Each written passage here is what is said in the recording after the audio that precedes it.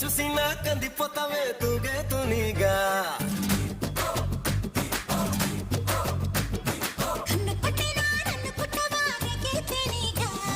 కంట చూసినా కందిపోతావే తూగే తునిగా